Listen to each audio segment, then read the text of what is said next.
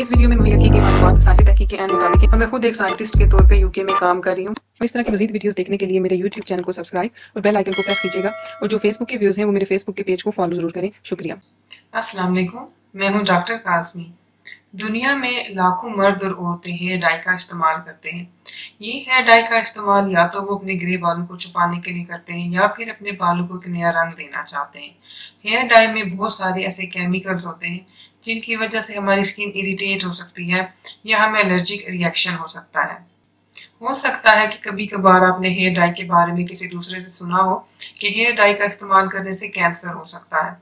अब इस बात में कितनी सच्चाई है, इस वीडियो में मैं इस चीज पे बात करूंगी। बहुत सी साइंटिफिक स्टडीज की गई हैं जिनमें यह देखने की कोशिश की गई है कि क्या हेयर डाइज वाकई कैंसर का बायस बन सकते हैं। 1970 की दहाई में जो साइंटिफिक रिसर्च की गई थी उसने ये साबित किया कि हेयर डाइज में बहुत सारे ऐसे केमिकल्स होते हैं कि जिनकी वजह से कैंसर हो सकता है। और ये चीजें बहुत खबरों में रही और ये बहुत वार्निंग्स इनके बारे में जारी हुई, जिनके बाद जो मैन्युफैक्चरर्स थे उन्होंने अपने हेयर डाइज में इन केमिकल्स का इस्तेमाल बंद कर दिया।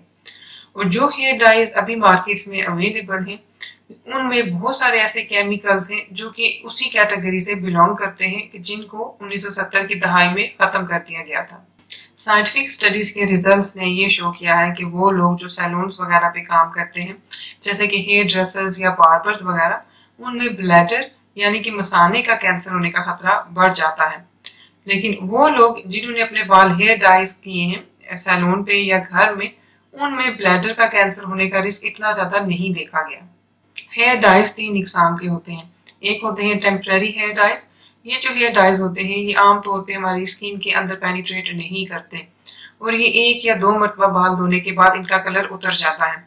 दूसरी किस्म होती है सेमी परमानेंट हेयर डाइज। ये जो हेयर डाइज होते हैं ये हमारी स्किन में थोड़ा बहुत पेनिट्रेट करते हैं और ये 5 से 10 मरतबा बाल धोने के बाद इनका रंग उतर जाता है। तीसरी किस्म जो सबसे ज्यादा इस्तेमाल होती है वो है परमानेंट हेयर डाइज।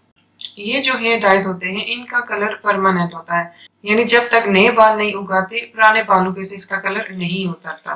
तो इसका हमारी स्किन पे जो असर होता है वो सबसे ज्यादा अरसे के लिए रहता है। परमानेंट हेयर डाइज में क्योंकि बहुत सारे खतरनाक केमिकल्स होते हैं तो एक स्टडी ने ये साबित किया है कि परमानेंट हेयर डाइज की वजह से ब्रेस्ट कैंसर होने का खतरा बढ़ जाता है। और ये खतरा जो होता है ये जो ब्लैक वुमेन है उनमें सबसे ज्यादा नोट किया गया है। और इन औरतों ने जितना ज्यादा अरसे के लिए ये परमानेंट हेयर डाई इस्तेमाल किया है उतना ही ज्यादा उनमें ब्रेस्ट कैंसर का खतरा देखा गया है। इस स्टडी में ये भी देखा गया है कि परमानेंट हेयर डाइज इस्तेमाल करने की वजह से व्हाइट वुमेन में भी ब्रेस्ट कैंसर का रिस्क बढ़ जाता है। लेकिन जो व्हाइट वुमेन में ब्रेस्ट कैंसर होने का रिस्क है वो ब्लैक वुमेन की निस्बतन काफी कम है। इसकी एक वजह ये भी बताई जा रही है कि जो ब्लैक वुमेन है वो ज्यादातर डार्क कलर के हेयर डाइज इस्तेमाल करते हैं निस्बतन व्हाइट वुमेन के। और जो डार्क कलर के परमानेंट हेयर डाइज होते हैं उनमें जो खतरनाक केमिकल्स होते हैं उनकी मिकदार लाइट कलर के हेयर डाइज की निस्बतन ज्यादा होती है। वो लोग जो सैलून में काम करते हैं उनमें रेस्पिरेटरी प्रॉब्लम्स काफी कॉमन होते हैं। रेस्पिरेटरी प्रॉब्लम्स ऐसी कंडीशंस होती हैं कि जिनकी वजह से सांस लेने के अमल में दुश्वारी होती है और बाज़ औक़ात ये प्रॉब्लम्स क्रोनिक अस्थमा में कन्वर्ट हो जाते हैं।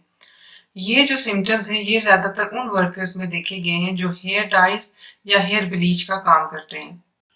अमेरिकन कैंसर सोसाइटी ये रेकमेंड करती है कि जो प्रेग्नेंट औरतें होती हैं वो प्रेगनेंसी के दौरान अपने बालों को कलर ना करें, स्पेशली अपने फर्स्ट ट्राइमेस्टर यानी प्रेगनेंसी के जो पहले 3 महीने होते हैं इनमें हेयर डाई का इस्तेमाल मत करें।